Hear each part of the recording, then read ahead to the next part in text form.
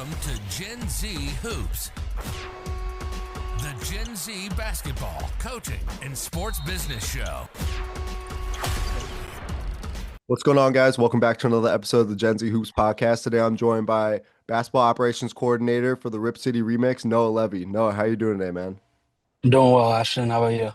I'm good. Thank you so much for giving me this opportunity today, man. I really appreciate it. Yeah, no doubt. Thanks for having me. So let's just jump right into it, man. So let's take it back to the beginning. So what basically sparked your initial interest in sports business and basketball operations as well? What sparked my interest in sports business is, man, I think like everyone in this industry, we all grew up playing sports, right? Baseball was actually my first kind of love. So that's what got me interested. And then, playing through high school, obviously loved every sport, watching football, basketball, baseball, hockey, you name it.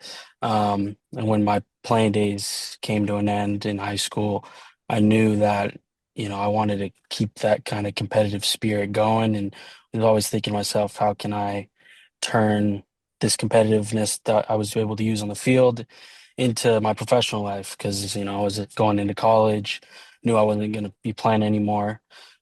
So that's where this idea came about. I originally wanted to be an agent for baseball, but kind of always basketball was in my mind going to the University of Oregon, knowing that the biggest sports team in the state is the Portland Trailblazers. So um, was super fortunate that the opportunity came about when I was a senior in college to stay in Oregon, a state that I really kind of fell in love with when I was in Eugene for 4 years. So basketball, I guess, as far as working my professional career, wasn't always my number one. I thought going to be baseball that I always wanted to get a start in, but I couldn't be happier with where I'm at now. Were you a Trailblazers fan growing up? No, I grew up in Southern California, Long Beach. So I was Lakers. watching Kobe in those late 2000, early 2010s. Is where my kind of first memories of basketball. Loved watching him, Pau Gasol, Andrew Bynum. Those teams were always really fun, and those are my first memories of basketball. So I was a little too young around that time. I was probably in like kindergarten when Meta hit that big shot in Game 7. yes, yes, I remember the.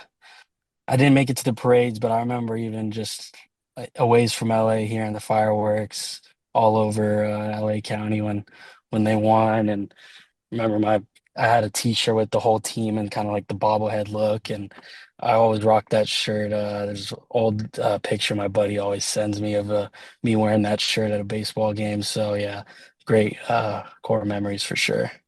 So during your time at the University of Oregon, you worked in the athletic ticket office.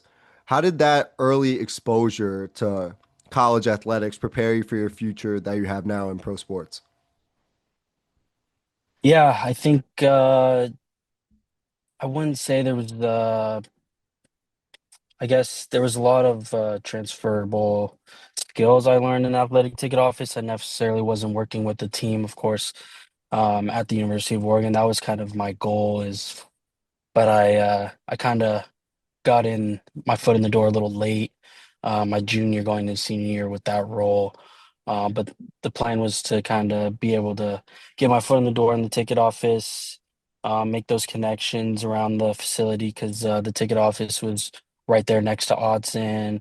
PK Park is right there as well. So that was kind of my goal, but really just using that opportunity to get my face in front of the coaches' offices were all right there. But um, I guess just patience is something I learned there as my time, as I said, kind of ran out when I was at the University of Oregon. And, um, COVID in my first couple years kind of set me back, I'd say, as far as trying to get my foot in the door and working for a sports team was definitely a goal when I got to the University of Oregon. There's so many great opportunities there across all different athletic departments. So that was my goal. Unfortunately, it didn't happen.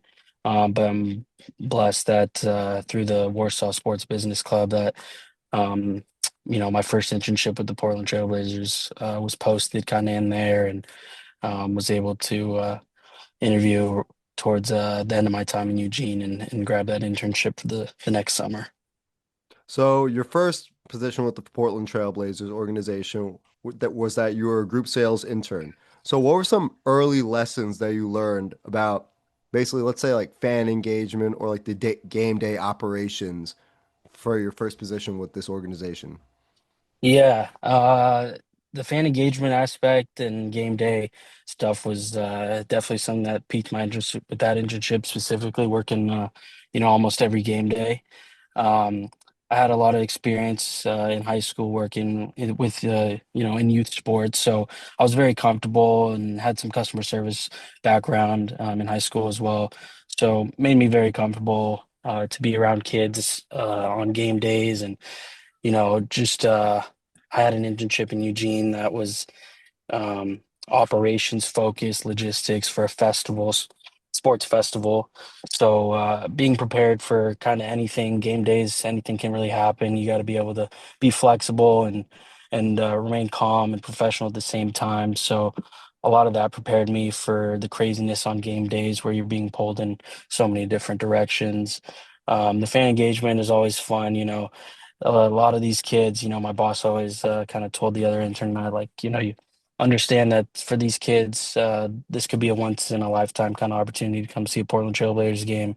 Just putting things into perspective like that, and being really excitable around the kids and patient, of course. So that made kind of everything so worthwhile. And even though those are super long days, but seeing the smile on the kids' faces when we take them down to the court and they get a high five their favorite Yeah. player, take pictures with them or stand next to them during the national anthem, stuff like that. So many cool fan experiences that we offer here, and just being able to see their smile makes everything worthwhile.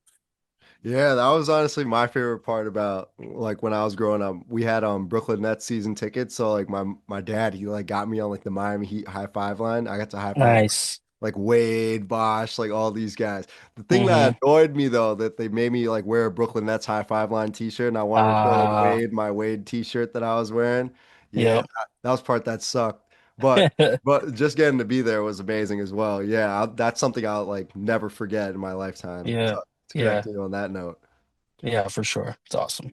So after that internship, you also were a basketball operations intern. Can you take me through like what the day-to-day kind of looked like and how did that role kind of shape your understanding of how like let's say like the inner workings of a basketball front office? Yeah. That role, it was some of the most fun 2 months I've ever had. And I came into the internship with no basketball operations experience. So it was really up to our director of basketball ops, Nick West, who was really kind to me and took me under his wing, as well as a couple of our other basketball ops staff who kind of trained me in my initial first few weeks and showed me the ropes of, you know, how the off season kind of works and the scheduling of it all with the draft workouts, the mini camp stuff. Um, so at first it was definitely a lot of imposter syndrome, but I was in good hands and I knew that. And thankfully, they taught me everything that I know today.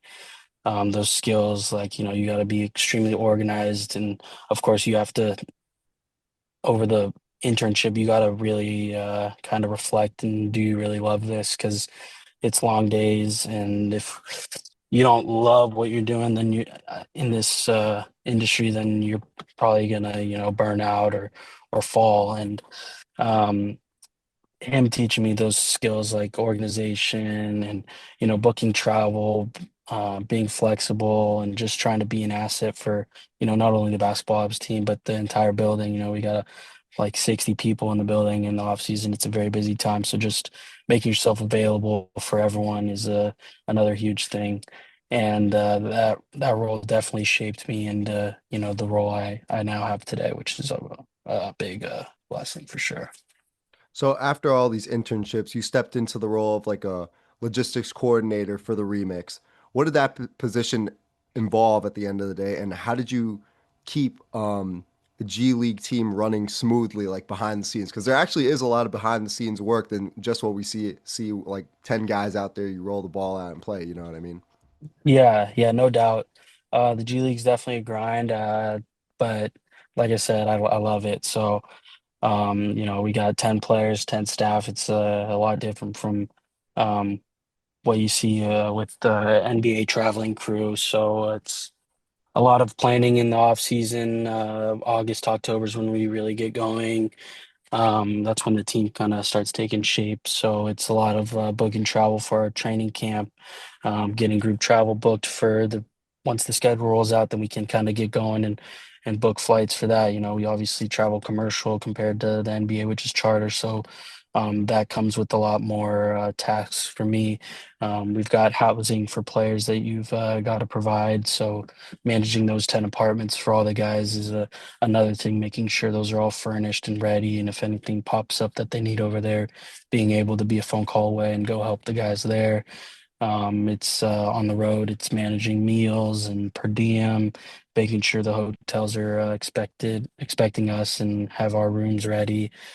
It's home and road. It's making sure the buses are on time where they need to be. A lot of maybe we cancel practice, push it back. A lot of little things pop up, so making sure the buses are locked in. So it's a lot of little things. We always talk about how I wear almost 10 different hats the Blazers have, but Mhm. it's kind of all bunched into one position for me. But uh, I look at that as just more opportunity to grow. And I think, I don't know, it's crazy. I've only been here for a little over 2 years now, and or actually not even 2 years. I'm coming up on 2 years, and I feel like I've grown so many different ways, and that's all because of each little opportunity that I got. That's led me to where I am now.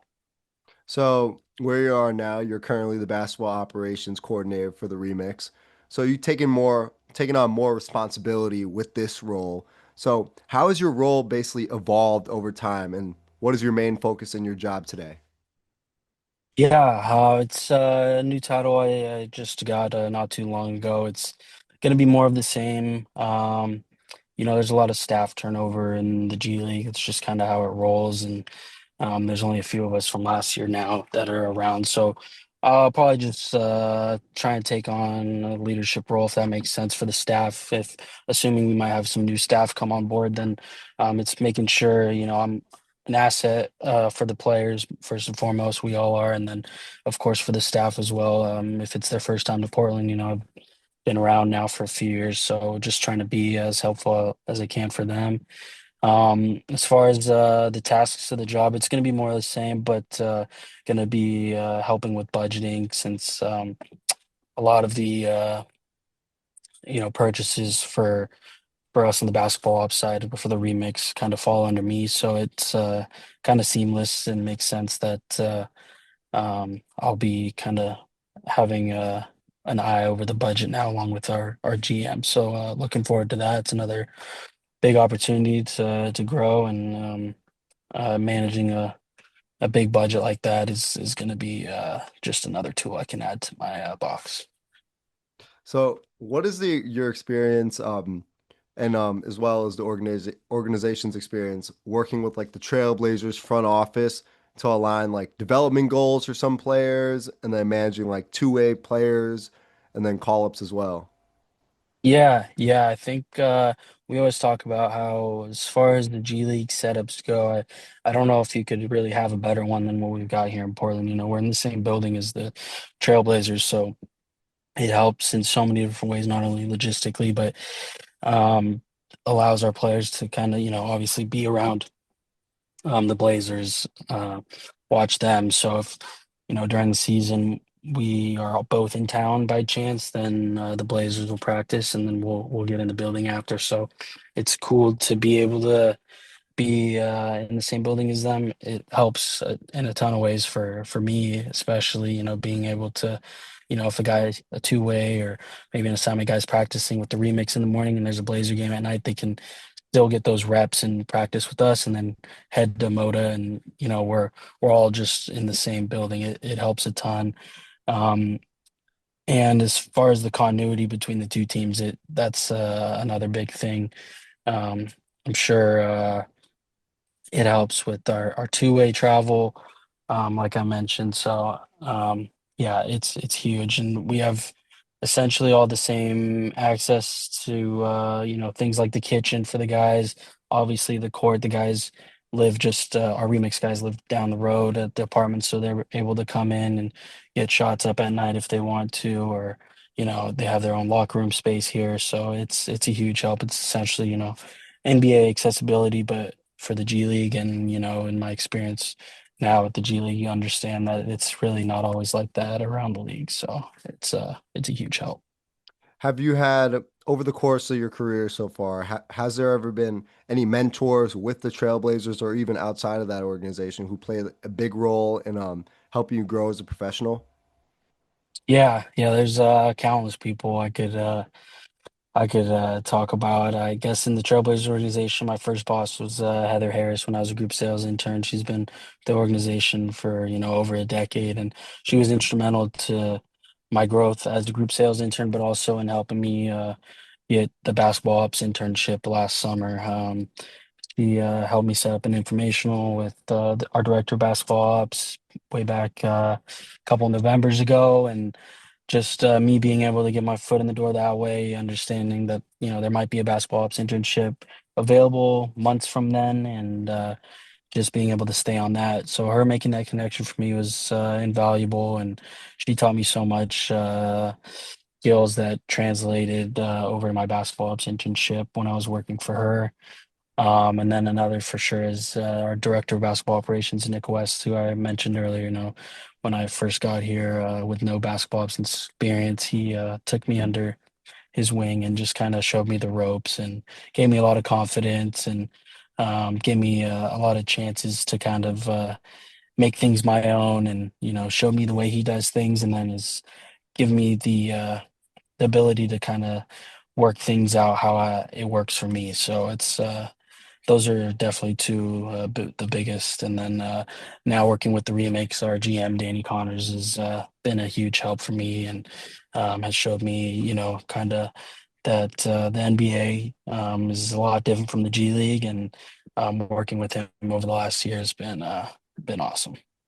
No, I totally agree. Like when coaches or in your case like GMs in the basketball operations, um, when they instill confidence in you, it can really take you such a far way because there's so many times, especially like I still play. Sometimes you go out there, you don't know what the hell you're doing. You know what I mean? Like, Hmm. but if a coach is like, no, just like trust what you do, like go out there, just like make reads on the fly, shoot your shots if you're open, like that really goes a long way. Hmm. So I could totally agree with you on that note. Yeah, no doubt, man. Yeah, no doubt, it's huge. So you basically kind of grew up with this organization. You wore many hats, as you've talked about before. Um, what is it? What is it like basically to grow up with one NBA organization? Yeah, it's been really cool. It's something I talk a lot about with some of our staff here. It's been a blessing. This organization's given me so much. Going back, I started, like I said, not even 2 years ago. It feels like forever ago now, but just being able to see how things work on the business side as well as the basketball side has been really cool. The group sales internship wasn't, I knew I was very upfront about, I didn't think sales was going to be the path for me. That's kind of the jump from group sales to, maybe getting into inside sales. And uh, I knew that wasn't going to be the jump for me. And like I said, Heather helped me make the connections on the basketball side.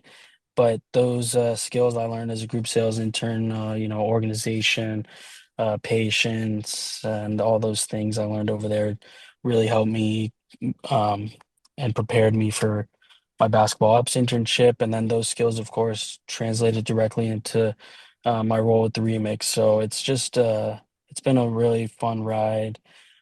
Still so young and inexperienced in this, and just really excited and motivated to keep growing. And I love where I'm at. Love the people around this building who make things work. There's so many people around here who help me be good at my job, and it's just a big team effort at the end of the day. So it's something I really appreciate, and just looking forward to continuing to grow within this organization as much as I can.